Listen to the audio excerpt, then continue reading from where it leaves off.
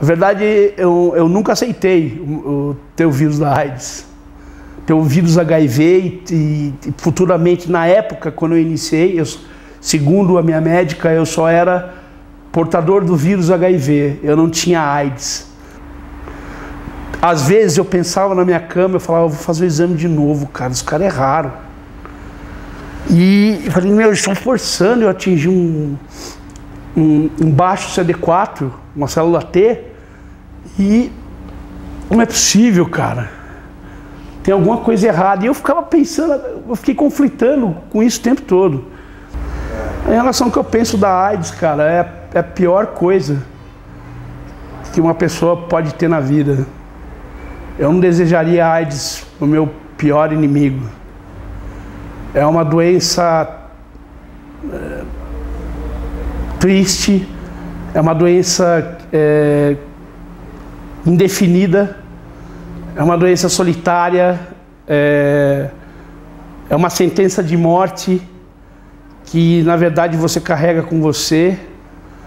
E o pior de tudo, no momento, ela é incurável, fatal. Ou seja, eu sei que mais cedo ou mais tarde, mesmo tomando coquetel, eu vou morrer de AIDS. O portador, e hoje a pessoa que tem o portador do HIV e a pessoa que tem AIDS, ela não morre. A dor não é tão ruim de morrer fisicamente. O pior é morrer todos os dias mentalmente. E é isso que eu penso da AIDS. Como eu me descobri portador?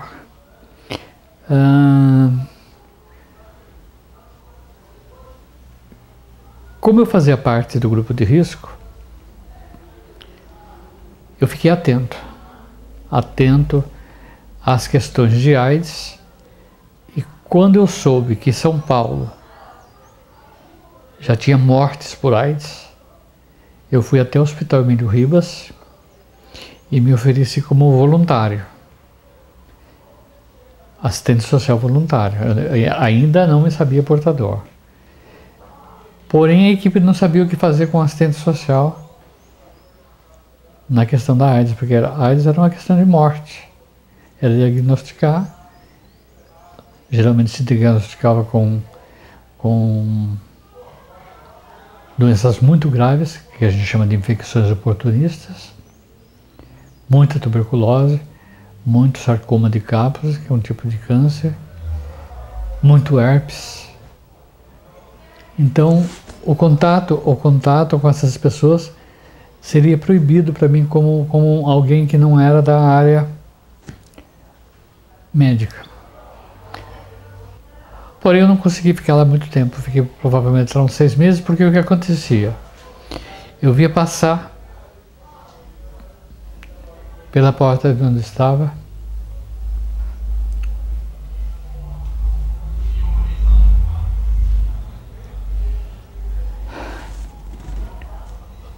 os meus amigos morrendo.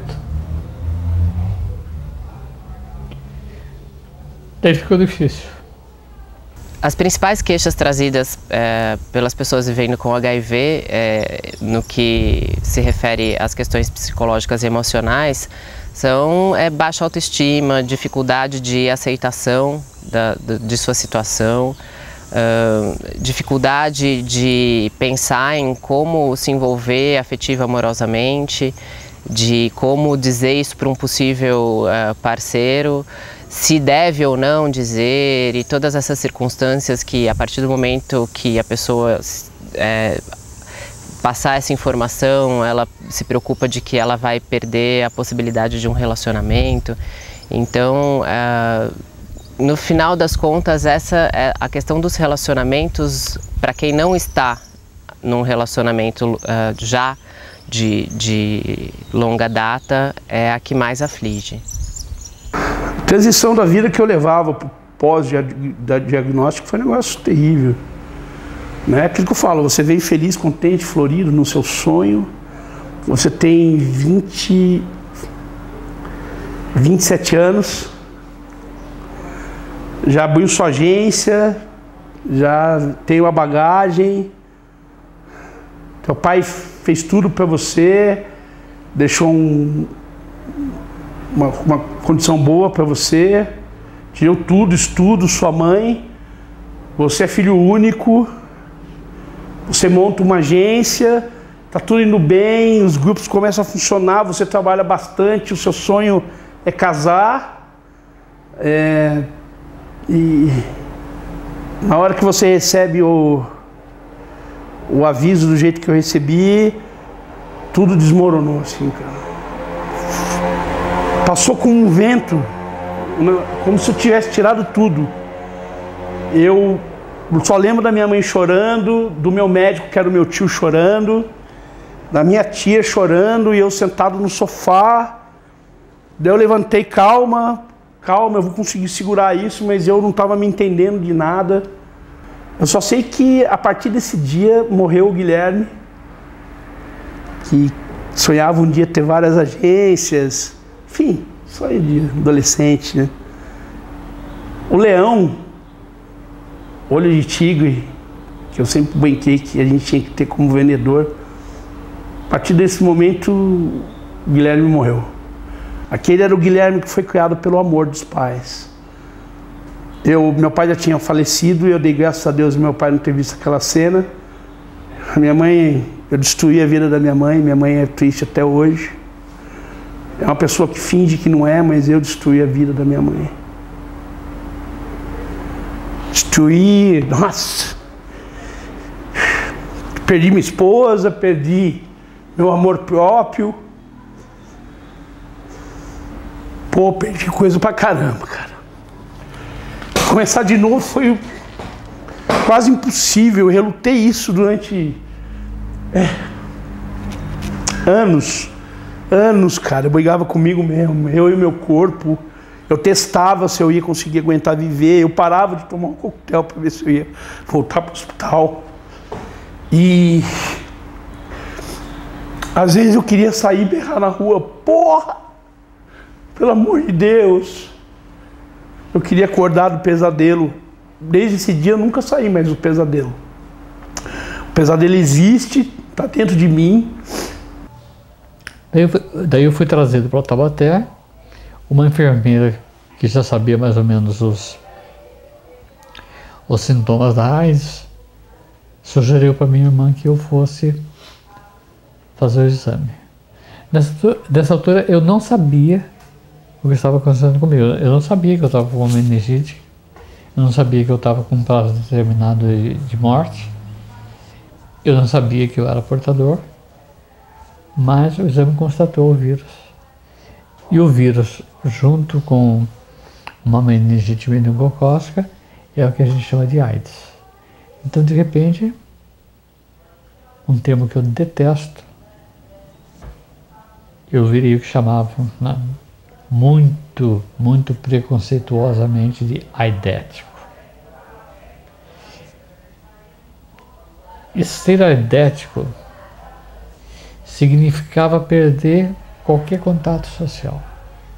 Porque como a ignorância era muito grande da epidemia, ela era muito nova, se pensava que eu respirar junto próximo de alguém, eu estava transmitindo. Se eu tocasse alguém, eu estava transmitindo. Se eu me ferisse, o sangue, se alguém tocasse naquele sangue, estava contaminado. E a gente viveu isso por muito tempo, essa ignorância do que estava acontecendo. Eu fiquei muito tempo afastado dos meus amigos. Depois eu reclamava que os meus amigos se afastaram de mim por causa da AIDS. Mas na verdade quem se afastou, eu comecei a descobrir, fui eu. E na verdade eu culpava todos de não estarem mais falando comigo. Eu que não aparecia mais, eu me afastei dos meus irmãos anos. Pessoas que me amam, cara. Que me adoram, dos meus melhores amigos. Porque eu me senti envergonhado. Porque quando eles contavam uma história, olha, eu estou terminando de construir minha casa, eu vou viajar ano que vem com a minha família, pô, meu filho não sei o quê, eu ficava parado, porque eu não tenho essa perspectiva. Porque eu não sei nem se eu vou estar vivo amanhã. Tem uma assistida da casa que é uma moça jovem, que se descobriu vivendo com HIV porque adoeceu.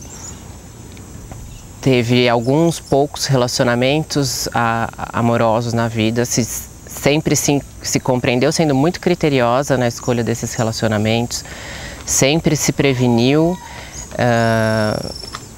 com camisinha e entendia que não estava se colocando em situações de risco para o contágio, e ela vive um dilema muito grande em relação a se envolver ou não. E dos últimos relacionamentos que ela teve após estar vivendo com HIV, ela acha que os relacionamentos acabaram terminando por conta da soropositividade.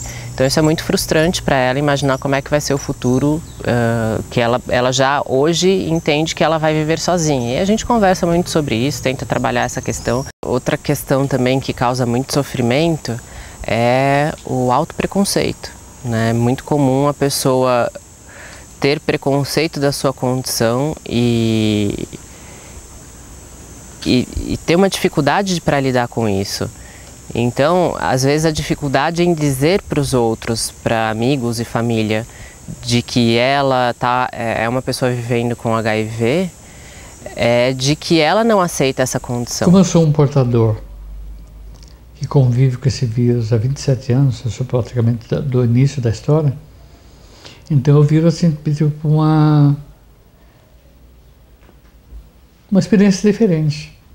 Então há muita curiosidade, principalmente assim, de estudantes, de saberem como é conviver com o vírus, como é que eu consegui conviver com o vírus, como é que eu consegui superar por 27 anos essa possibilidade. Não foi fácil, certo?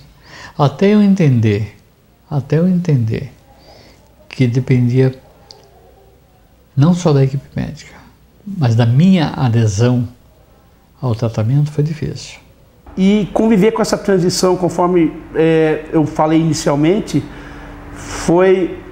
é uma transição para o resto da vida. Não é um momento que você muda daqui e vira para lá, tipo, vou mudar de casa, sair dessa casa, peguei meus móveis, aí vou começar a vida em outra. Aí você começa outra vida. Ok, mas você não é uma transição de vou começar a vida em outro lugar para melhor. É uma escolha de você sair de um patamar, de um ponto de vista, e você vai para outro lugar que não vai ter mais volta. De que uma coisa não implica na outra, mas quer queira, quer não, o discurso é muito fácil, né? Mas se você de repente se colocar no lugar dela, ou se colocar no lugar da pessoa que ela pode se envolver, e se perguntar, eu me envolveria com uma pessoa soropositiva? Hoje, eu penso que manter a minha saúde é a maior graça que Deus pode me dar. Eu poder saber que vou a uma academia, vou fazer musculação acompanhado com uma fisioterapeuta, sem ter medo de ser discriminado. O fato de eu